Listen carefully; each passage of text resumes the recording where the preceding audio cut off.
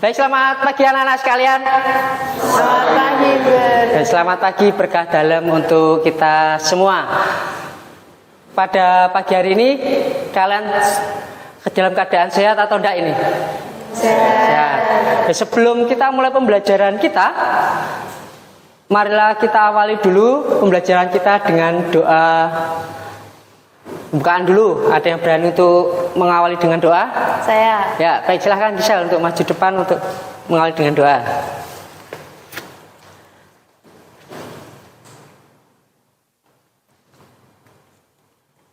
Sebelum memulai pembelajaran hari ini, marilah kita berdoa. Dalam nama Bapa dan Putra dan Roh Kudus, amin. Ya Bapa, terima kasih atas berkat karunia-Mu, kami boleh sampai ke tempat ini dengan selamat. Ya Tuhan, sekarang kami akan memulai pembelajaran pada pagi hari ini. Berkatilah agar berjalan lancar, amin. Demi Kristus, Tuhan dan pengantara kami, amin. Dalam nama Bapa dan Putra dan Roh Kudus, amin. Baik, terima kasih Gisel yang sudah membuka dalam doa. Pada pagi hari ini kita bersama akan belajar tentang dialog antar umat beragama dan kepercayaan lain. Tapi sebelum ke sini, Buder akan melihat dulu para anak-anak sekalian itu hadir semua tidak? Gisel hadir tidak? Yohana? Hadir. Salma? Inka? Sela? Hadir. Rio? Hadir. Baik, ternyata hadir semua. Dalam pembelajaran kita minggu lalu kita sudah belajar tentang kekhasan agama di Indonesia. Ada berapa agama di Indonesia? 6. Apa saja? Yang keras? Islam. Terus? Katolik, Kristen Protestan, Hindu, Buddha, Konghucu. Baik. Ada 6 agama besar di Indonesia yang semua ke-6-6-nya punya kekhasan masing-masing. Seperti awal tadi Buder katakan, kita akan belajar tentang dialog antar umat beragama dan kepercayaan lain.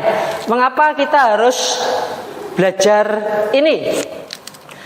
Tidaknya ada 3 tujuan pembelajaran kita tentang dialog dan beragama. Pertama,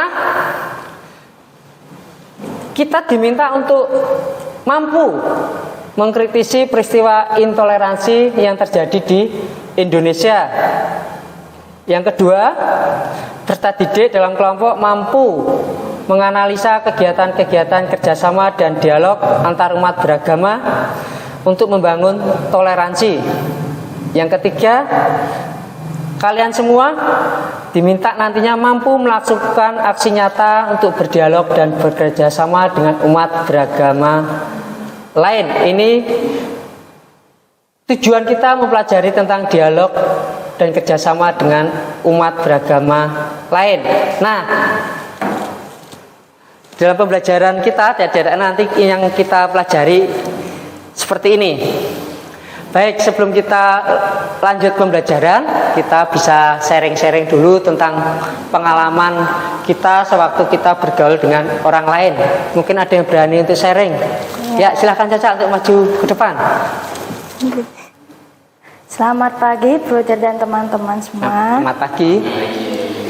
Saya di sini ingin menceritakan pengalaman saya ketika mengikuti kerja bakti di lingkungan RT.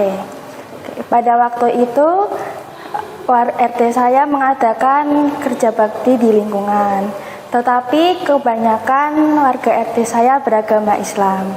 Meskipun saya beragama Katolik sendiri, saya ikut membantu membersihkan lingkungan RT dan saling menjaga toleransi dengan baik. Sekian, terima kasih. Baik, terima kasih Caca. Tepuk tangan untuk Caca. Oke, terima kasih Caca atas sharingnya. Terus selanjutnya, anak-anak sekalian, kita akan melanjutkan pembelajaran kita. Nanti setelah ini kita akan masuk dalam kelompok kita masing-masing. Harapannya teman-teman masih ingat kelompoknya. Kita akan nanti teman-teman dalam diskusi kelompok silakan mencari berita di internet tentang kegiatan-kegiatan atau kejadian tentang intoleransi beragama di Indonesia. Silahkan nanti melakukan browsing di internet.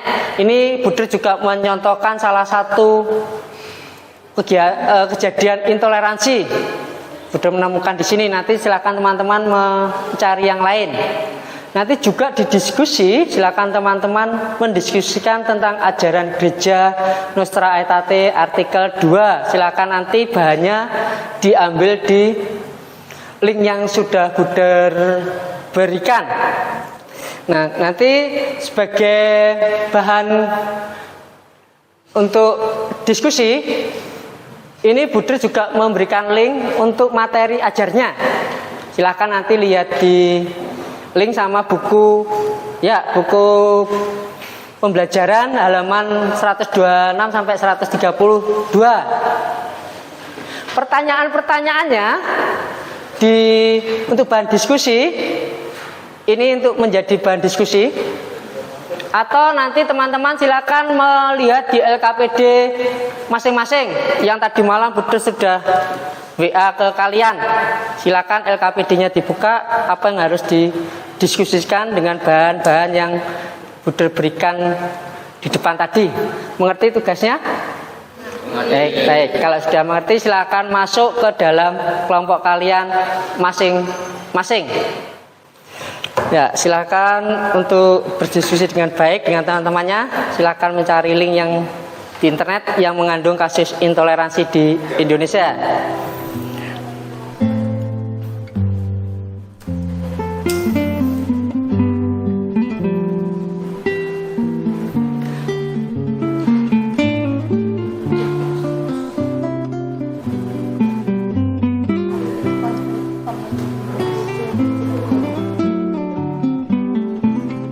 Kelompok 3 sudah menemukan atau sudah selesai?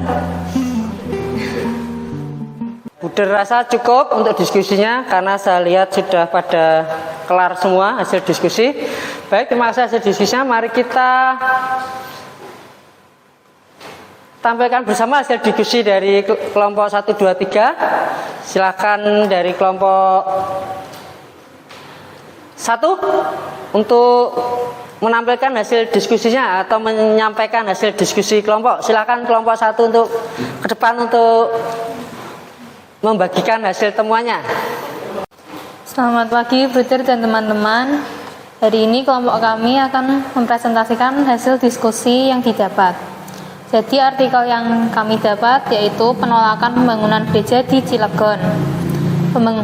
Penolakan pembangunan tersebut berdasarkan perjanjian Bupati Serang, Ronggo Waluyo dengan PT Krakatau Steel 1975. Isi perjanjian tersebut adalah tentang perizinan berdirinya PT Krakatau Steel yang diikuti dengan tidak diperbolehkannya pendirian gereja di kawasan tersebut. Faktor-faktor penyebab penolakan pembangunan gereja tersebut yaitu faktor sejarah, kondusivitas, administrasi, kekhawatiran program mempengaruhi umat seperti kristenisasi karena mayoritas penduduk Cilegon beragama Islam, dan intoleransi. Lalu dampak adanya kasus ini adalah timbulnya perpecahan hidup bermasyarakat, permusuhan antar masyarakat, dan semakin rendahnya sikap intoleransi. Sekian hasil presentasi kelompok kami, terima kasih. Baik, terima kasih untuk kelompok 1. Tepuk tangan dulu untuk kelompok. Terima kasih kelompok 1 yang sudah mempresentasikan. Baik, silakan untuk kelompok 2 untuk mempresentasikan hasil temuannya. Silakan untuk kelompok 2 untuk maju ke depan. Akan mempresentasikan hasil diskusi dari ajaran gereja Nostra Aetate artikel 2. Isi ajaran gereja tentang dialog antar umat beragama itu, Gereja Katolik tidak menolak apapun yang benar dan suci di dalam agama-agama dengan sikap hormat yang tulus. Gereja merenungkan cara-cara bertindak dan hidup, kaidah-kaidah serta ajaran-ajaran yang memang dalam banyak hal berbeda dari apa yang diyakini dan diajarkannya sendiri, tetapi tidak jarang memantulkan sinar kebenaran yang menerangi semua orang. Bentuk-bentuk dialog yang perlu dikembangkan dalam hidup bersama dengan agama-agama dan kepercayaan lain di Indonesia adalah dialog kehidupan. Kita sering hidup bersama dengan umat beragama lain dalam suatu lingkungan atau daerah. Dalam hidup bersama itu, kita tentu berusaha untuk bertegur sapa, bergaul, dan saling mendukung serta saling membantu satu sama lain. Dialog karya. Dalam hidup bersama dengan umat beragama lain, kita sering diajak dan didorong untuk bekerja sama demi kepentingan bersama atau kepentingan yang lebih luas dan luhur. Kita bekerja sama dalam kegiatan sosial kemasyarakatan, kegiatan sosial karitatif, kegiatan rekreatif. Dialog iman. Dalam hal hidup beriman, kita dapat saling memperkaya walaupun kita berbeda agama. Ada banyak ajaran iman yang sama, ada banyak visi dan misi agama kita yang sama. Sikap yang perlu dimiliki dalam membangun dialog adalah terbuka, berusaha mengenal, mencintai, menghargai, menerima perbedaan, tidak memaksakan kehendak. Sekian dari kelompok kami, terima kasih. Terima kasih kelompok 2, tepuk tangan untuk kelompok 2. Terima kasih kelompok 2 yang sudah membagikan hasil temuannya dalam diskusi pesan dari ajaran gereja Nostra Aetate artikel 2. Dari hasil diskusi kelompok 1 dan 2, ada yang berani untuk menyimpulkan hasilnya? Jadi hasil kesimpulan pembelajaran kita semua hari ini, saya tuh bisa menyimpulkan kalau ternyata tuh banyak kasus intoleransi yang terjadi di Indonesia, seperti pembakaran gereja, terus penolakan pembangunan gereja.